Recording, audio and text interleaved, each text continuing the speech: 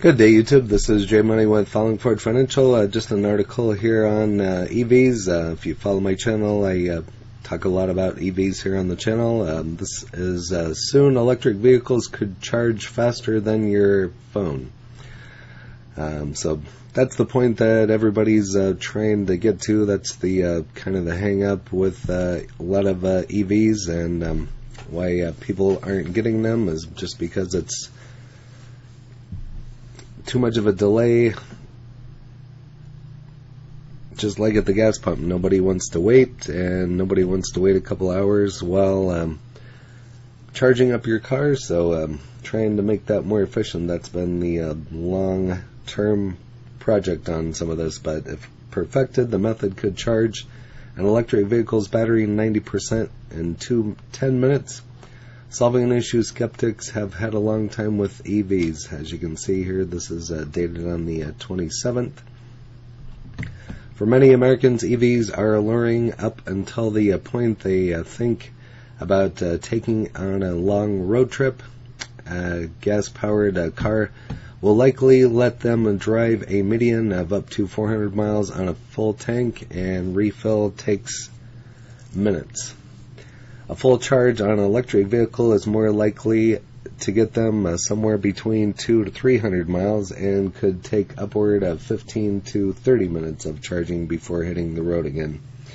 That's one of the major challenging facing politicians and car companies attempting to increase electric vehicle adoption, a skeptical consumer base willing to find any reason to not make the switch.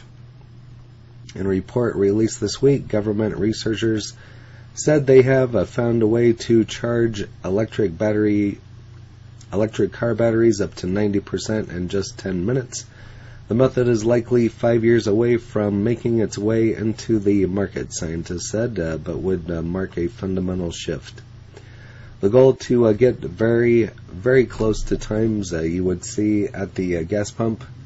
A leader of the study, a scientist at Idaho National Laboratory, a research center by Department of Energy.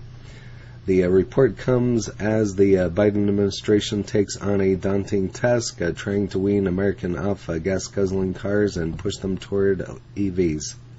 Though billions of government dollars are being poured into the effect, electric vehicles are still seen as elitist, unreliable, and cumbersome to charge, making people hesitant to change. Currently, car manufacturers and public charging stations use multiple kinds of chargers that offer varying levels of recharge times. The slowest, known as level 1 chargers, can recharge an electric vehicle battery in up to 40 to 50 hours.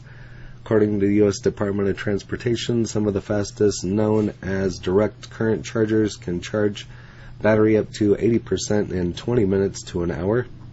Tesla's vast supercharger network can provide 200 miles of charge in 15 minutes, but the equipment it uses makes it off limits to other vehicles in the United States. Later this year, Tesla will release supercharging equipment that non-Tesla drivers can use, the White House said in a statement. And they'll probably do a subscription or fee, or who knows what's going to take place there. So anything to generate money, I suppose.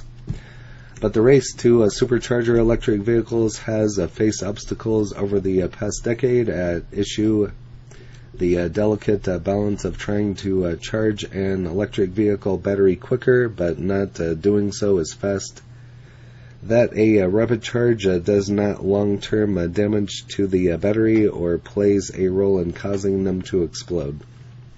Charging electric batteries fast can cause damage, reducing the battery's lifespan and performance. You've had batteries when you first got it, but they were great, but after a couple years of a few hundred charge cycles, they don't perform as well. That's what she said. So that's what it all boils down to, is everybody's charged batteries fast, and I mean, just look at phones. The battery just wears down. So I mean, just think what a battery for some of these car costs, and the maintenance and whatever you got to do to keep those going and keeping them charged. So that's the whole science behind it all. So to try to solve this, the team used machine learning to figure out how batteries age when charging fast. The algorithm was trained to analyze 20,000 to 30,000 data points, which indicated how well the battery was charging and whether it was aging or degrading. Methods they found can charge an electric vehicle battery up to 90% in 10 minutes, but they hope to do it better. In the next 5 years, the team is striving to find a way to charge batteries up to 20 miles per minute, far surpassing the performance of top-performing superchargers, which hover around 10 to 15 miles per minute. So that's kind of interesting, miles per minute instead of miles per gallon, so just something new to think about. Also said the new research is helpful in the field, not too fast and not too slow. It's just right in the zone. So, but the better benefit, he said, if this is the method, spurs the car companies to make electric vehicles with smaller batteries, since they now have batteries that could be charged quicker and allow consumers to feel less worried about stopping periodically to get a quick recharge. I've talked about just something that pops into my mind is NEO. They do the battery swap, which in a sense makes the most sense to me as long as you're getting a good battery. I'm sure there's some of them that probably aren't as good a quality as maybe the one they had. It's kind of like the same concept as trading out your propane tank on your grill. But you just pull in, they raise your car up or whatever they do, take the battery off and replace it with another one that's been sitting there probably on a slower charge. So that actually makes more sense to me in the long run. But I'll link those videos in the description as well. But like I said, I've talked about pretty much all EVs here on the channel.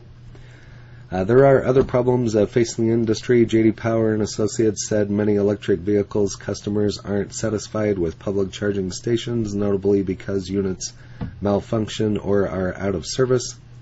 Everyone knows that the landscape of gas stations is focused on convenience, readily available, fast fueling, and quick convenience.